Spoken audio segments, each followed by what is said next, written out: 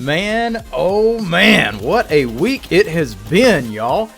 Disney gets kicked in the gonads by DeSantis, loses millions of dollars worth of tax breaks in their own little government society in Florida. Netflix, who drudged up disgusting pro-grooming films like Cuties and other anti-science propaganda pushing the ludicrous idea that men can get pregnant, are losing billions of dollars and laying off hundreds of workers. Elon Musk bought Twitter just to level the playing field for free speech, and we've been able to see the left themselves into a hot mess of liberal tears that we've never seen before now.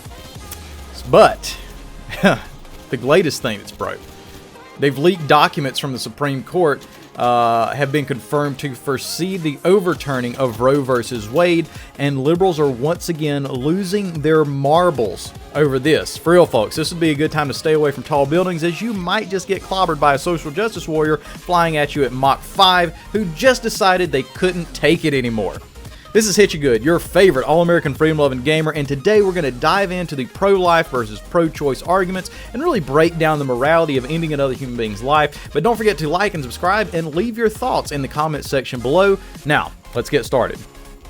So, I don't normally do videos quite like this unless I really feel like I have something to add to the conversation, and in this instance, I really believe that I do, beyond the masses of what's going out through Twitter, which is absolutely fun to watch. These people are losing their ever-loving minds over this. But, I normally enjoy producing, gaming videos, but believe it or not, there are just a few issues out there that are more important than our beloved pastime, so we've got to frame this out. Let's kind of dive into this a little bit more and really discuss Roe versus Wade, what's going to happen, and why you should be, I believe, pro-life. Now, Roe versus Wade basically told the populace from a federal level that you can kill unborn children in the womb. The rest, as far as restrictions and the like, based on how many months you have to wait or for what reasons, have been left up to the states, which has left Republican lawmakers moving the ball on this issue as slowly and as painstakingly as possible, just so they have something to pat themselves on the back for every election cycle, and something to, quote-unquote, fight against during, the next election season. So, just a little context to all this. Now, the overturning of Roe v. Wade is not going to unilaterally ban abortion across the U.S. It simply puts that power back into the hands of the states, and while some liberal states will have full-on abortion up to birth, states that have laws such as Alabama does that are, quote, contingent on the Supreme Court's ruling will effectively ban abortion as soon as the court rules against it. Therefore, people will have to travel across state lines to legally murder their babies. So, we've got a whole lot of people over here on the left. And believe me, I want you to keep an open mind to this. I am just unilaterally speaking my mind on this, and I understand that there are good-natured, good-hearted, well-intentioned people who say, no, it's the right of the mother, and you really want people's rights to be protected. But we're going to explain how, really, if you want people's rights to be protected, you have to include all people.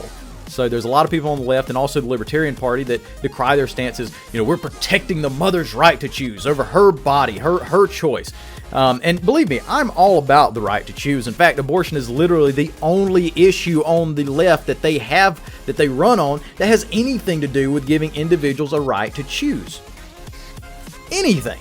But this one particular one concentrates on government stepping in and relieving and alleviating the sting of bad choices in probably 99% of these occurrences.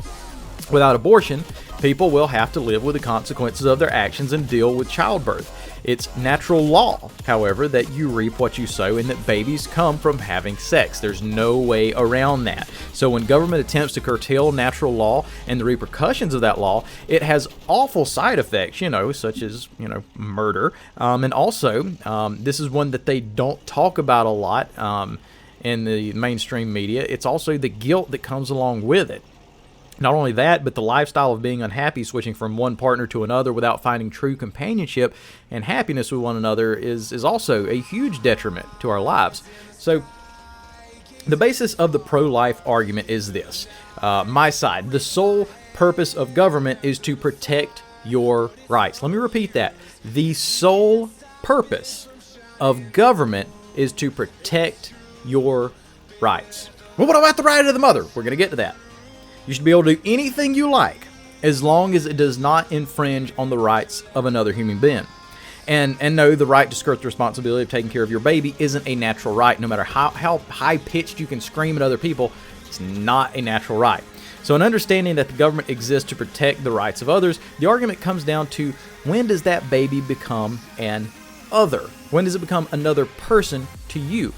And if you're actually giving an answer to that, honestly, you're basically saying that you are the sole arbiter over who dies and who lives based on your opinion, which, when dealing with another's life, I think it's best to have our opinions rooted in some sort of fact as much as possible, or at least, at bare minimum, at least err on the side of life, right? Wouldn't you think so? Wouldn't you want that for you if your own life was in question? I'd tend to think so. So, the question that we have is, when does life begin? You know, many want to throw out numbers of weeks, numbers of months that a mother has been pregnant to judge whether or not that baby is actually alive. But weeks and months don't really mean anything. What happens during said weeks, during said months, at certain points during the pregnancy period, such as a heartbeat, such as breathing, those actually matter. So many want to say that the heartbeat is, you know, the arbiter of if it's life or not. So let's go ahead and start there. Let's go ahead and dive into that, you know, and apply that logic across the board. That's what we're going to do with all of this. Whenever somebody says, well, a baby's alive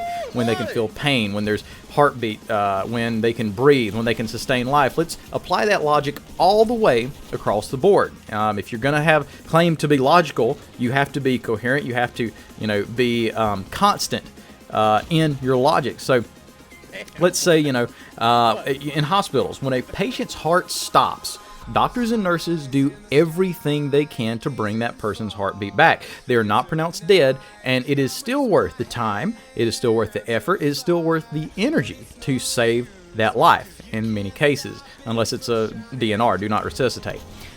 They're still alive, and the same goes for a patient who has stopped breathing.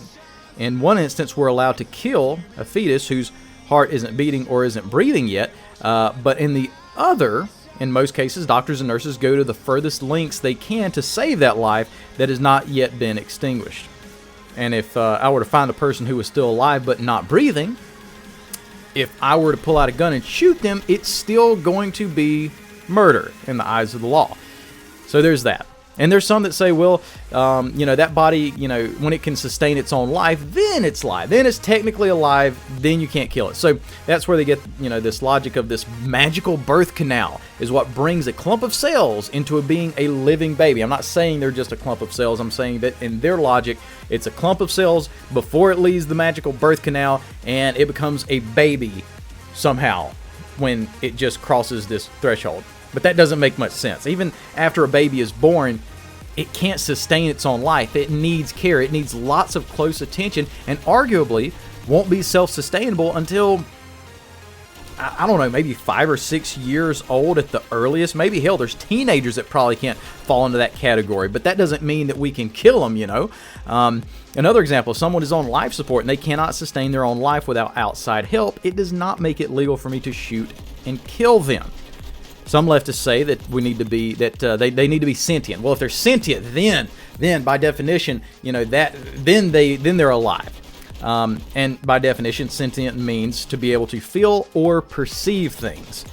To be able to feel or perceive things. Now, not only is this impossible to prove if someone can feel or perceive things or not, the evidence actually lies against this, as babies can be seen fighting back against abortion surgical instruments during these awful procedures, but it also conflicts with normal logic as well. So if I'm in a coma and I can't perceive anything, you can't walk up to me, stab me in the heart, and say, well, he wasn't sentient.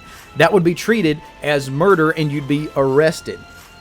My life in that instance would be precious to society, but for some reason society would rather side with a mother who would just rather not have to deal with the problems of child rearing instead of the precious life of the baby. The logic is just not coherent.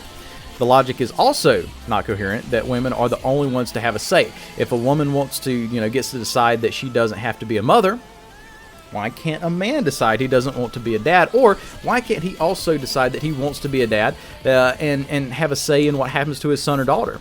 Because there's countless stories of very distraught men who have been through the most traumatic experience by having their significant other kill their children before those kids even have a chance at breathing air, playing with their toys, going on a first date, driving their first car, working their way up in society, and also experiencing the wonderful benefits of procreation.